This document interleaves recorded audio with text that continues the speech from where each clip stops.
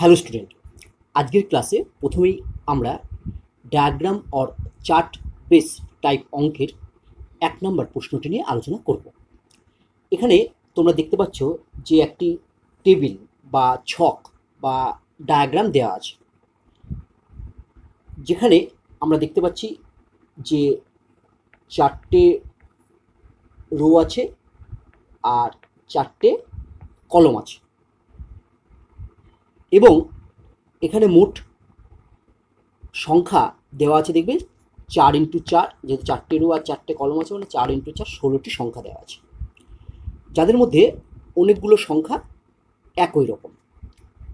দিয়ে আমাদের কি নির্ণয় করতে বলেছে না, ওপরের 4 থেকে একটা সংখ্যা নির্বাচন করলে সংখ্যাটি 5 হওয়ার সম্ভাবনা কত। দেখো, এই প্রশ্নের উত্তর করার জন্য খুব সহজভাবে ভাববে, জটিলভাবে ভাববে না। তুমি এই ছকটিতে দেখতে পাচ্ছ যে অনেকগুলো সংখ্যা একই রকম আছে। যেমন দেখো, 5 আছে 3টে, ঠিক একইভাবে দেখতে পাচ্ছ 0 কটা আছে, 0 আছে 2টো 3টে, ঠিক আছে। অনেকগুলো সংখ্যা একই রকম আছে। তুমি সবার প্রথমে ভাবো এখানে কটা ছক আছে বা কটা বক্স আছে বা কটা এরকম খোপ আছে।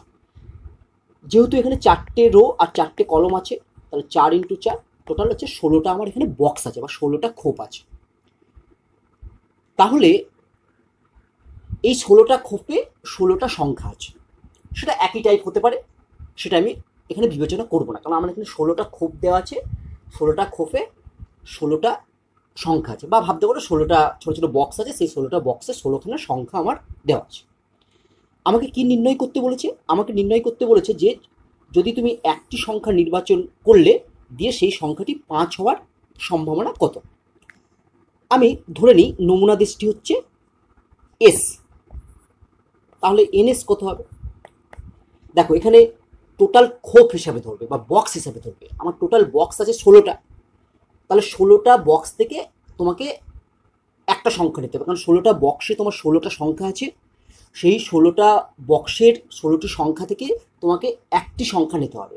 তাহলে তোমাকে 16টা বক্স থেকে যে কোনো একটা বক্স প্রথমে চয়েস করতে হবে, দিয়ে সেই বক্সের সংখ্যাটা নিতে হবে। তাহলে 16টা বক্স থেকে যদি আমি একটি বক্স চয়েস করতে পারি 16C1 এই প্রকারে। এখানে কিন্তু অনেকগুলো সংখ্যা একই রকম থাকলেও সেটা বিবেচনার মধ্যে আনা চলবে না, কারণ এখানে তোমার বক্স করে দেওয়া আছে। বক্স মানে 16টা ডিফারেন্ট বক্স আছে, তাহলে 16টা ডিফারেন্ট বক্সে 16টা সংখ্যা রেখে দেওয়া আছে। তাহলে সেই 16টা বক্স থেকে তোমাকে যদি একটা সংখ্যা নিতে পারে, তাহলে তোমাকে যে কোনো একটা বক্স চয়েস করে সেই বক্সটা থেকে সংখ্যাটা নিতে হবে।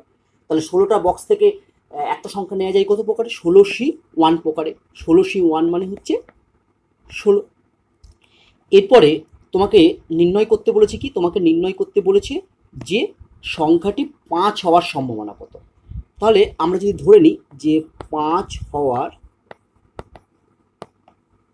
ঘটনা এ, তাহলে এন অফ এ আমরা কি লিখতে পারবো? দেখো, প্রথমে দেখো তাহলে 5 কটা বক্সে আছে। দেখো, এখানে একটা বক্সে 5 আছে, দুটো বক্সে 5 আছে, 3টে বক্সে 5 আছে। তাহলে 5 রাখা আছে 3টে বক্সে। তাহলে তোমাকে 5 হতে গেলে এই 3টে বক্সের মধ্যে থেকে যে কোনো একটা বক্স তোমাকে চয়েস করতে হবে। তাহলে 3টে বক্স থেকে একটা বক্স চয়েস করা যায় কত প্রকারে? না 5 নয়, 3টে বক্স আছে মানে 3C1 প্রকারে। 3C1 মানে হচ্ছে 3।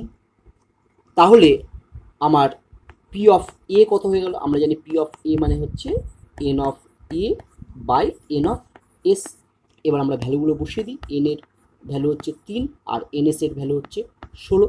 তাহলে দেখো, যে 4টে বিকল্প দেওয়া আছে তার মধ্যে কোনটি সঠিক? এক্ষেত্রে আমার এ বিকল্পটি সঠিক।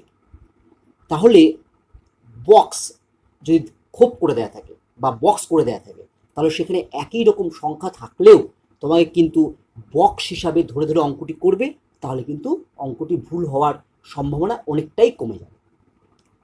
আশা করি এই অঙ্কটি তোমরা ভালোভাবে বুঝতে পারলে।